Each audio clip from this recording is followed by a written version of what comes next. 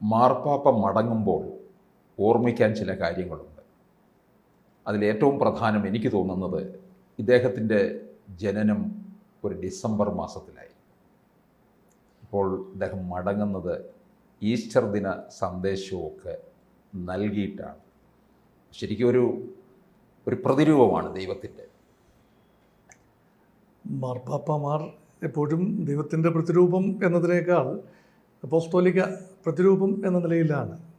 ക്രിസ്തു ശിഷ്യന്മാരുടെ പ്രതിരൂപം എന്ന നിലയിൽ അകമാന കത്തോലിക്ക സഭയുടെ പരമാധ്യക്ഷൻ അദ്ദേഹത്തിന് പോപ്പെന്ന നിലയിലുള്ള ഒരു റിലിജിയസ് പവേഴ്സ് അധികാരങ്ങൾ ഉണ്ട് എന്നതിനൊപ്പം തന്നെ ഒരു രാഷ്ട്രത്തിൻ്റെ ഭാഗധേയം നിർണ്ണയിക്കേണ്ട ആത്യന്തിക ചുമതലയുമുണ്ട്. വത്തിക്കാൻ എന്ന സ്വതന്ത്ര പരമാധികാര രാജ്യത്തിൻ്റെ ഭാഗധേയം നിർണ്ണയിക്കാൻ പോപ്പിന് ചുമതലയുണ്ട്. അതുകൊണ്ട് ഒരു ഹെഡ് ഓഫ് ദ സ്റ്റേറ്റ് കൂടിയാണ് പോപ്പ്. അതുകൊണ്ട് ഈ ട്വിൻ റെസ്പോൺസിബിലിറ്റിയാണ്. ഒന്ന്, കത്തോലിക്ക സഭയുടെ ആഗമന അധ്യക്ഷൻ എന്ന് പറയുമ്പോൾ ലോകത്തെ ഏറ്റവും വലിയ ക്രൈസ്തവ വിഭാഗമായ കത്തോലിക്ക സഭ, അതിന് യൂറോപ്പിൽ പ്രത്യേകിച്ച് ദക്ഷിണ യൂറോപ്യൻ രാജ്യങ്ങൾ, ലാറ്റിൻ ബെൽറ്റ് എന്ന് പറയും, സ്പെയിൻ, പോർച്ചുഗൽ, ഇറ്റലി, അങ്ങനെയുള്ള പ്രദേശങ്ങൾ, ഫ്രാൻസിൻ്റെ തെക്കൻ ഭാഗങ്ങൾ, അവിടെയെല്ലാം വലിയ സ്വാധീനമുണ്ട്. അതോടൊപ്പം തന്നെ ഈ യൂറോപ്യന്മാർ കുടിയേറിയ ദക്ഷിണ America, Latin America, central American region, Spanish and Portuguese colonies, Argentina, അങ്ങനെ അർജൻറ്റീനയിൽ നിന്നാണ് ബർഗോളി എന്ന പേരുള്ള ഈ പോപ്പ് ഫ്രാൻസിസ് മാർപ്പാപ്പ വരുന്നത്. അതുപോലെ ബ്രസീൽ എന്ന പോർച്ചുഗീസ് മുൻ കോളനി, ഇപ്പോൾ സ്വതന്ത്ര പരമാധികാര രാജ്യം. അതുപോലെ ലാറ്റിൻ അമേരിക്കയിലെ Chile, Peru, Uruguay, Paraguay, നിക്കറാഗ്വ, El Salvador, Guatemala, central American ആ ഭാഗങ്ങളാണ്. കരീബിയൻ ഭാഗത്ത് ഇവിടെ എല്ലാം തന്നെ ക്രൈസ്തവ സാന്നിധ്യമുണ്ട്, കത്തോലിക്ക സാന്നിധ്യമുണ്ട്. അതുപോലെ ഫിലിപ്പീൻസ്, അതുപോലെ ദക്ഷിണ പൂർവ്വ ഏഷ്യൻ രാജ്യങ്ങളിലെ കത്തോലിക്ക സാന്നിധ്യം. എന്തിന് കേരളത്തിൽ പോലും ക്രൈസ്തവ സഭയുടെ 50% കത്തോലിക്കരാണ്. അപ്പോൾ കത്തോലിക്ക സഭയുടെ പരമാധ്യക്ഷൻ വിട പറയുന്നു. ശരിയാണ്, ഒരു ഡിസംബറിൽ ജനനം, ഈസ്റ്ററിന് ശേഷം, ക്രിസ്തുമസിന് മുമ്പ് ജനനം, ഈസ്റ്ററിന് ശേഷം കാലയവനിക്കുള്ളിൽ മറയുന്നു. അവിടെ അവശേഷിപ്പിക്കുന്നത് വലിയൊരു ലെഗസിയാണ്. ഈ സമാനതകളില്ലാത്ത ഒരു പാരമ്പര്യമാണ് ഈ പോപ്പിൻ്റെ ഒരു പ്രത്യേകത. ഒന്ന്, യൂറോപ്യൻ ഭൂഖണ്ഡത്തിന് പുറത്തു നിന്നുള്ള ആദ്യത്തെ പോപ്പ്. ആദ്യമൊക്കെ ഇറ്റലിയുടെ റോമിൻ്റെ ചുറ്റുപാട് നിന്നും, പിന്നീട് ഇറ്റലിക്കുള്ളിൽ നിന്നും, പിന്നീട് സമീപ പ്രദേശങ്ങളിൽ നിന്നും, പിന്നീട് പോളണ്ടിൽ നിന്നും ഒന്ന് ഹെറോഡ് വൈറ്റില വരുന്നു.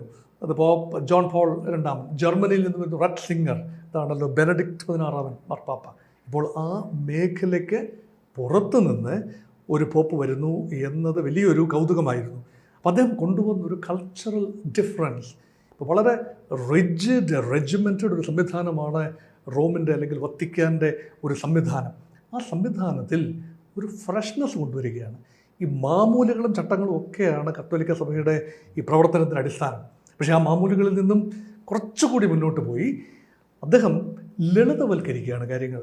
ചടങ്ങുകൾ അദ്ദേഹം മരണത്തിന് ശേഷം, അദ്ദേഹം കാലം ചെയ്യുന്നതിന് ശേഷം നടക്കേണ്ട ചടങ്ങുകളിൽ പോലും ലാളിത്യം, വലിയ ആഘോഷമായി, വലിയ പെരുമ്പറ കൊട്ടി, വലിയ ജനകോടികളുടെ സാന്നിധ്യത്തിൽ നടത്തേണ്ട നല്ല തൻ്റെ അന്ത്യ ശുശ്രൂഷകൾ അല്ലെങ്കിൽ അന്ത്യ ആ ഒരു പ്രദക്ഷിണം, ഇതൊക്കെ അദ്ദേഹം മുൻകൂട്ടി തന്നെ എഴുതി വെച്ചിട്ടുണ്ട്. ഈ ആഡംബര വസതിയൊക്കെ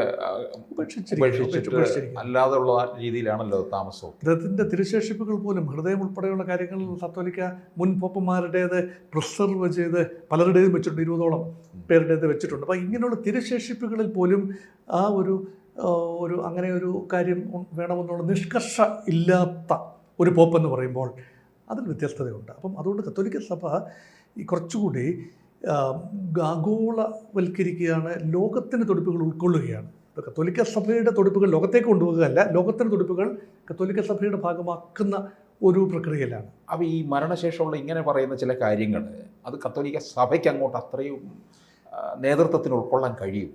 ഇപ്പം സഭയ്ക്ക് സഭ നിരന്തരമായ പരിവർത്തനത്തിൻ്റെ പാതയിലാണ്. എല്ലാ മതവിഭാഗങ്ങളും ഡിനോമിനേഷൻസും എല്ലാം തന്നെ കാലോചിതമായ പരിവർത്തനം. ഇപ്പോൾ കാലോചിതമായ പരിവർത്തനത്തിൽ നിന്നും സഭയെ പിന്നോട്ടടിക്കുന്ന ഒരു കൺസർവേറ്റീവ് യാഥാസ്ഥിക വിഭാഗം സഭയ്ക്കുള്ളിലുണ്ട്, കത്തോലിക്ക സഭയ്ക്കുള്ളിലുമുണ്ട്.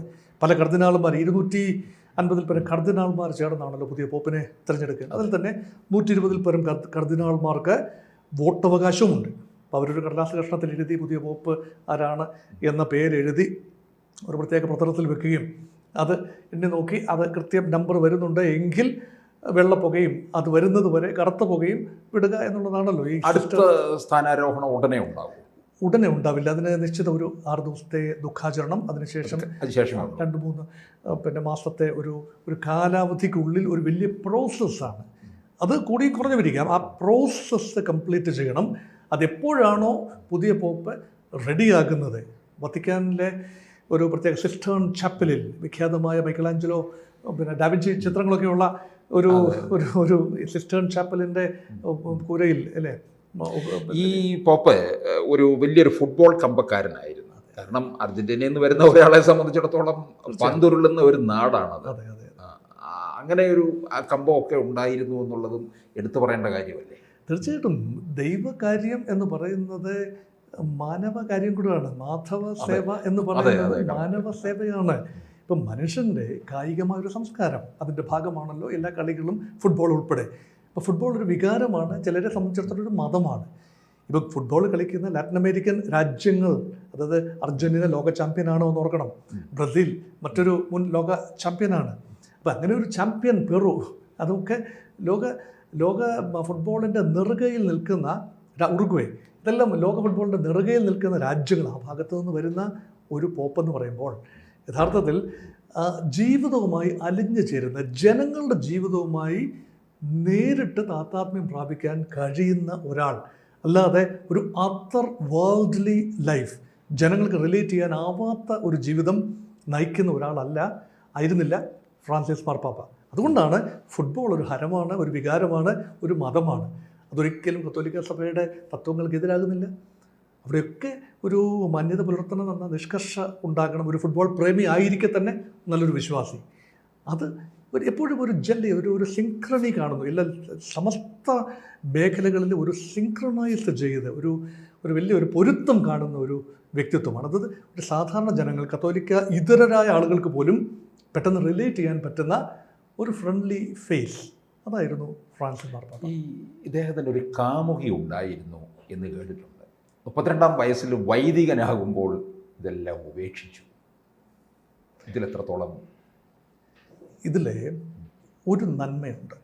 അത് തുറന്ന് സമ്മതിക്കാൻ തക്ക ഒരു വലിപ്പം ഉണ്ടാകുമ്പോഴാണ് സഭ ആ ഒരു അർത്ഥത്തിൽ തന്നെ അതിനെ എടുക്കുന്നത്.